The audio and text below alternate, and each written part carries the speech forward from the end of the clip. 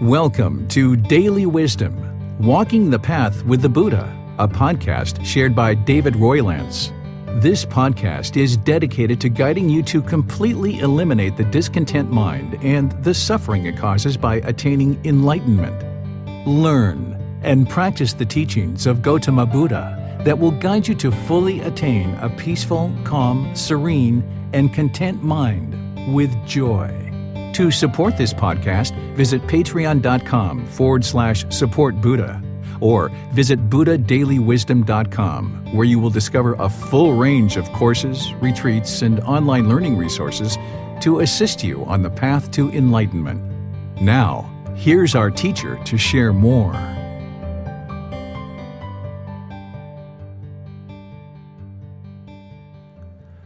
Chapter 20, Animal to Human, the Evolution of Our Consciousness. As mentioned in a previous chapter, there are 5 realms of existence: heavenly realm, human realm, animal realm, realm of afflicted spirits, and realm of hell. Each of these realms have certain characteristics and aspects or conditions within each realm, and certain conditions for the beings in that realm. To obtain the human form, we are primarily reborn from the animal or heavenly realms. For humans to take form into the human realm, we have already had countless previous births. Planet Earth has existed for over 4.5 billion years. Your existence for 80 to 100 years in your current human form, and our ability to somewhat understand the last few thousand years, is minuscule compared to how long the planet has existed. Globally, we say it is the year 2019. However, that is just counting from a period of time based on historical events that occurred in the recent past. Is it really and truly the year 2019 when the planet Earth has existed for over 4.5 billion years? Well, it depends on when you started counting. If we count from the beginning of the existence of the Earth, the year 2019 does not come close to accurately reflecting the total history of the planet, its existence, and its evolution.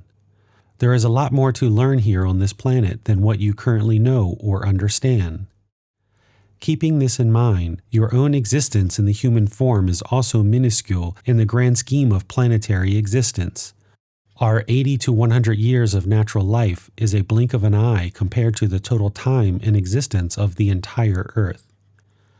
At this point in time, you have memory and can recall events, situations, and relationships that have transpired within your current existence, your current life. However, you have had several lives prior to this life that you may not currently recall and cannot remember. Those prior existences may not be part of your current available memories.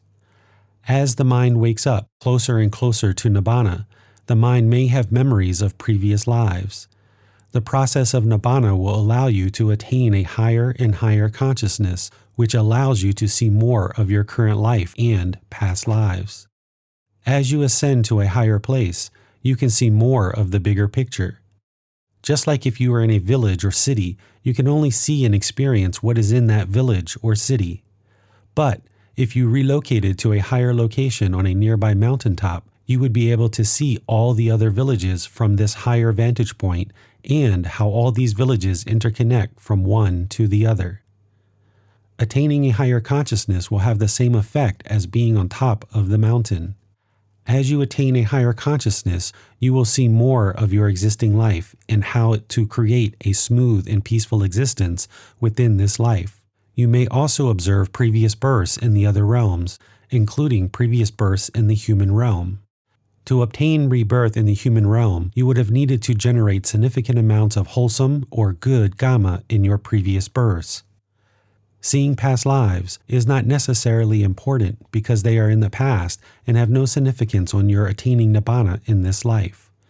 Discovering past lives is interesting but will not help you to attain Nibbana in this life. Only what you do in this life will contribute to Nibbana in this life.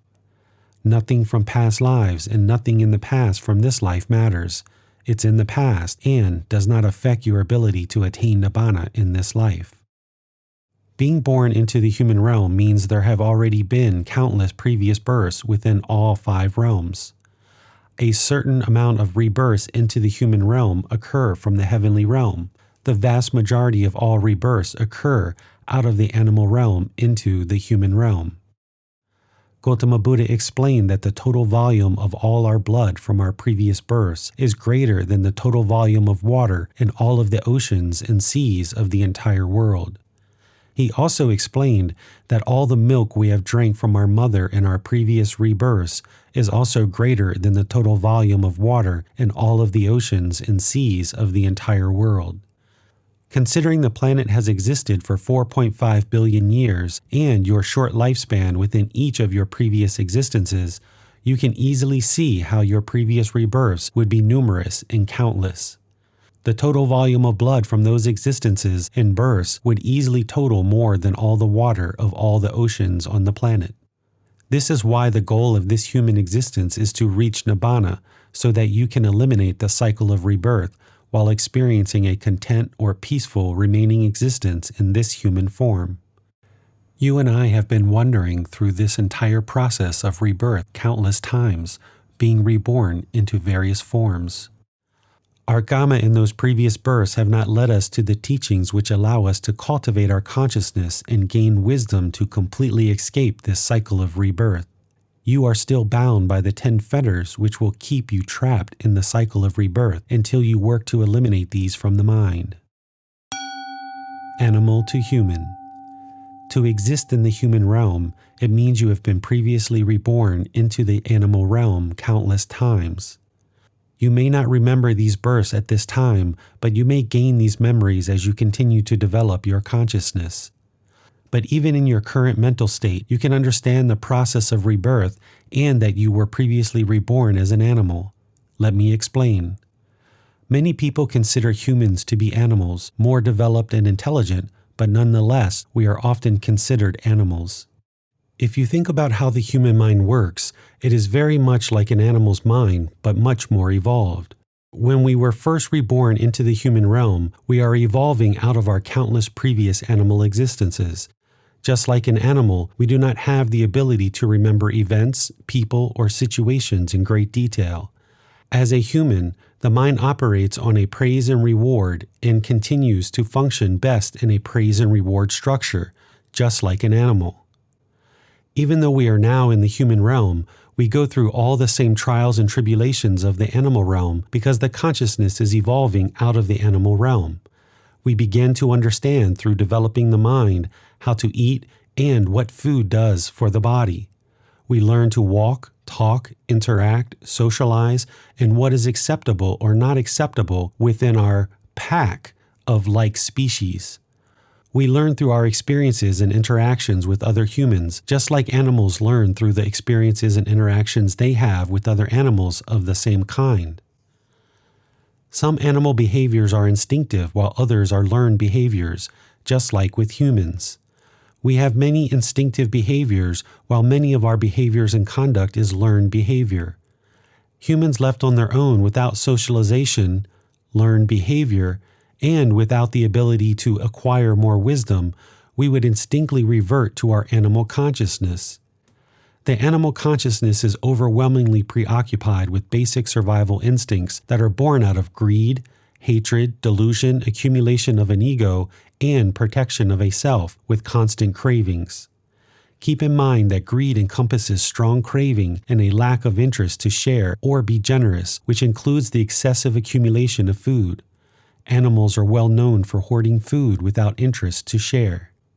Humans start off our existence with these same qualities of our consciousness, yet, because we are human, we can evolve beyond greed, hatred, delusion, the accumulation of ego, and the protection of a self in constant cravings. Nibbana is the abandoning of greed, hatred, and delusion, the elimination of ego, the realization of non-self, which includes the elimination of cravings.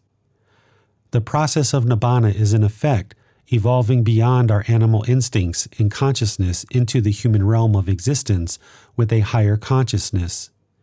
Many humans will not evolve into a higher consciousness during their life or at death through the process of attaining Nibbana, and thus will be reborn back into the animal realm or a lower realm of existence. Humans may also be reborn into the human realm or into the heavenly realm depending on Gama in this life. It should be the goal of every human, now that we have attained this rare rebirth into the human realm, to work to attain Nibbana in this very life. This is the only way to end our massive self-destruction of the planet and end the continuous cycle of rebirth. Birth in its very nature consists of misery and pain, whether in the animal realm or human realm. If we are born, we will experience sickness, aging, and death, along with massive amounts of discontentedness and the suffering it causes. Evolving past our animal instincts in the animal consciousness is possible now that you have obtained this human state. It must not go to waste, and you must not be complacent. This knowledge is available for you to evolve to a higher consciousness if you take steps forward to learn, reflect, and practice the teachings so that you can attain the results. This is why these teachings are not a religion as humans have understood them and categorized them in the past. Religion is often thought of as an organization attempting to control human behaviors. I understand why many would feel this way. However, these teachings are to attain a better existence, a higher consciousness, and guidance to assist you in escaping the continuous cycle of rebirth. There is no interest to control behavior, but for you to save yourself from the cycle of rebirth and create a peaceful existence. But you must do the work to save yourself. This is why there is no central organization that governs these teachings, and there is no central figure who controls the teachings or the people who are learning and practicing these teachings. Each person is able to make their own decisions of what is helpful for their life. These teachings are to assist you and all of humanity to evolve past animal consciousness and into a better existence, so that you will not need to be reborn into another existence to experience the misery that is associated with birth. If you are reborn, you will experience misery through sickness, aging, and death. The goal is to never be reborn ever again. Not being reborn means you escape the misery of existing in any form. Status of the world. It is common for an unenlightened mind to complain or take exception with the current state of the planet. The environment is not healthy, and a large majority of the minds of people on the planet are not healthy. The health and condition of the minds of humans is directly reflected in the health and condition of the planet. Because human existence has largely reverted back to our animal consciousness of greed, hatred, and delusion, with the accumulation of ego and protection of a self with constant cravings, we are seeing massive amounts of destruction to our planet and to each other. Murders, rapes, massive accumulation of wealth and power by a small percentage of the population, i.e., hoarding, which helps to cause extensive poverty and famine. Corrupt politics that allows for further accumulation of wealth and power.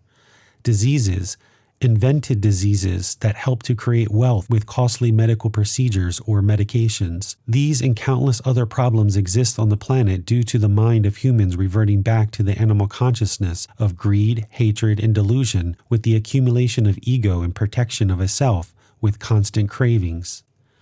If the progression of human consciousness is allowed to continue to degrade, our human existence will be utterly destroyed through creating hell on earth. The path forward. It is common for humans to complain about the condition of the planet and the misery that exists. It is also common for humans to complain about how others contributed to the misery of the planet and the world around us, rather than looking at our own individual intentions, speech, and actions. What all humans must understand is that there is nothing you can do to individually change another human. It is the choice of each human to change themselves. You will not and cannot change the natural laws that govern the world. You can do nothing to change the fact that Gama exists, and the cycle of rebirth will continue for the remaining time of human existence. The only thing you can do, personally, is seek your own Nibbana and assist those around you to also seek this higher consciousness. As Gotama Buddha said, do not allow yourself to be the last person to attain Nibbana. If you spend time attempting to change local laws, motivate people to change local policies, or other aspects of life without the encouragement of seeking a higher consciousness, you are attempting to change behavior but not human consciousness through these teachings. By attaining a higher consciousness, human behavior will automatically change through freedom of choice with deeper and more profound wisdom.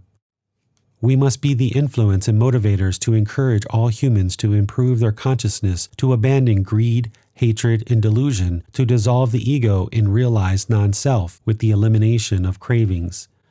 This will automatically influence more healthy decision-making and behaviors. We influence others through our intentions, speech, and actions, not through telling others what to do. If each human does not walk towards the light and continues to reside in the darkness, then the planet will continue to become a darker and darker place to exist.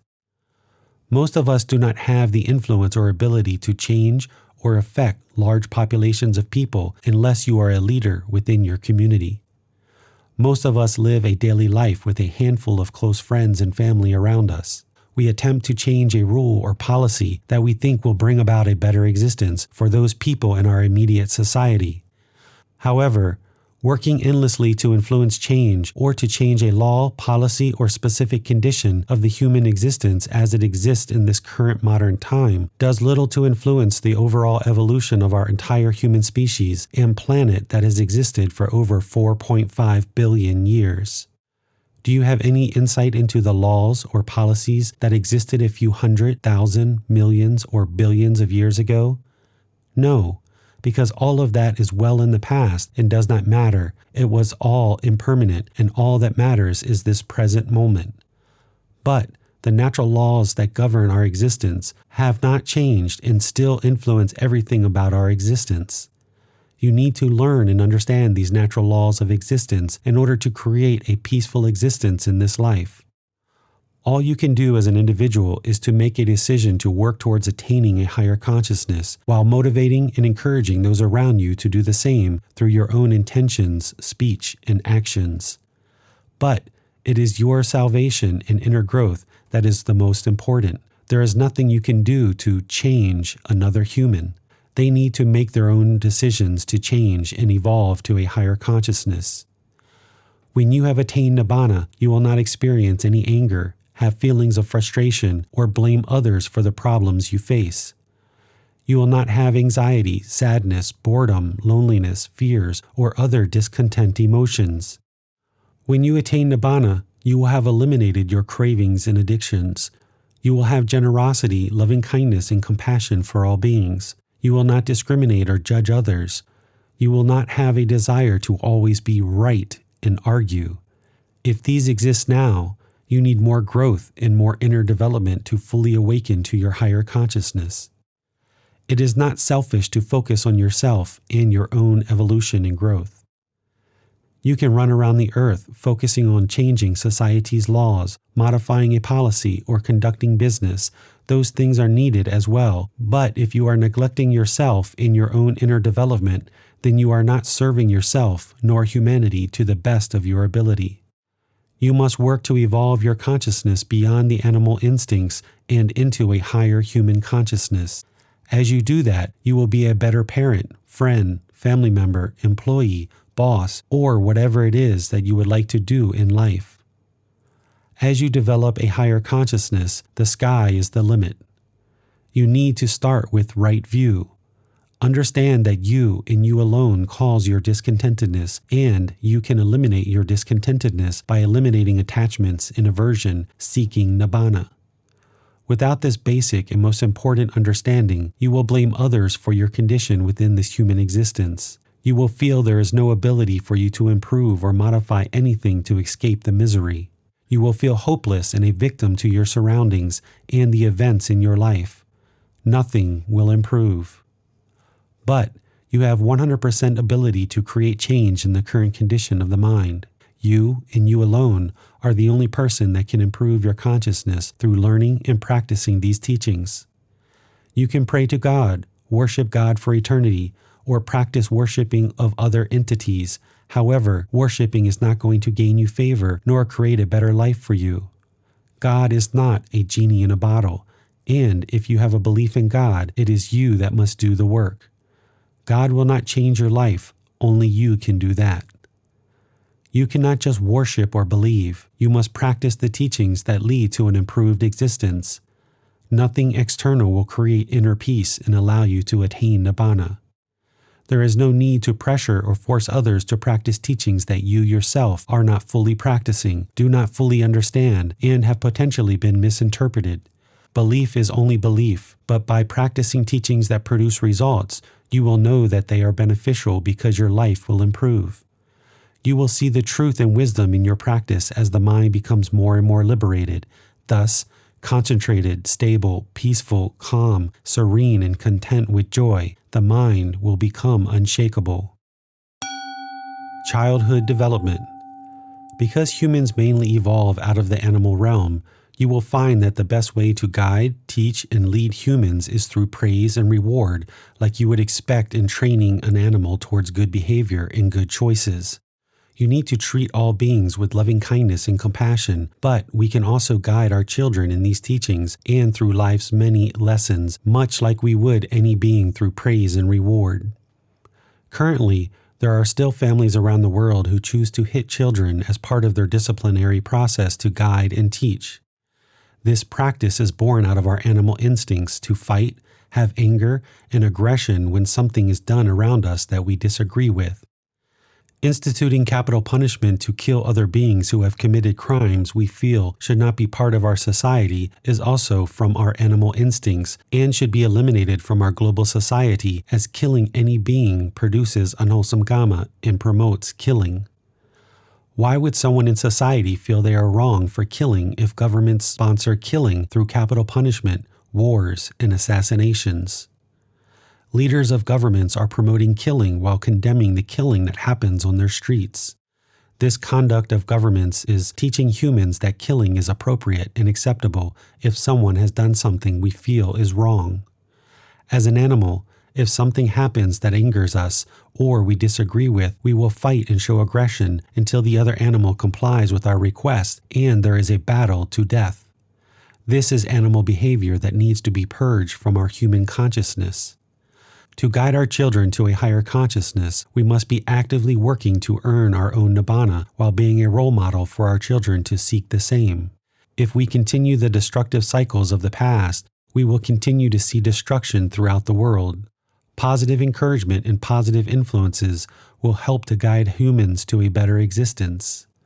Bullying, mass shootings, aggression, fighting, gang violence, murder, war, and countless other behaviors are born out of our animal consciousness to protect the self and show aggression when something happens around us that we do not agree with. To evolve individually and as an entire civilization, we must learn to talk, discuss, and educate through respectful and polite dialogue. Talking to our children and each other is the only way for us to share and learn. Just like we learned animal behaviors through socialization, we must learn these teachings through human interaction and humans teaching each other how to learn and practice these teachings. The best way to guide children on this path is to expose them to the teachings early in life when the 3 poisons in ego is minimal. Then, allow children to experience their own karma, helping them to understand this natural law while guiding them to make good choices. All too often, parents protect or insulate children from their wrongdoing. As soon as their child does something that would cause unwholesome karma for the child, the parent sometimes will protect the child because they do not want to see the child struggle. But it is through the struggle of the mistakes and learning from their mistakes that children can grow to understand that the natural law of karma exists and that their own wholesome or unwholesome intentions, speech, and actions has a direct result or cause and effect in their life. Children can learn that through their good decision-making based on the natural laws of existence found in these teachings, that they can create a peaceful existence and peaceful life where they do not harm others and thus no harm comes to them through karma. Children can attain Nibbana as young as age 7 with proper learning and guidance. One of the best gifts you could ever give a child is for you to learn and practice these teachings so that you can attain Nibbana. Then, based on your own growth, provide this same guidance to children so that they can attain Nibbana, which means they will never experience sadness, loneliness, or even cry, among many other benefits.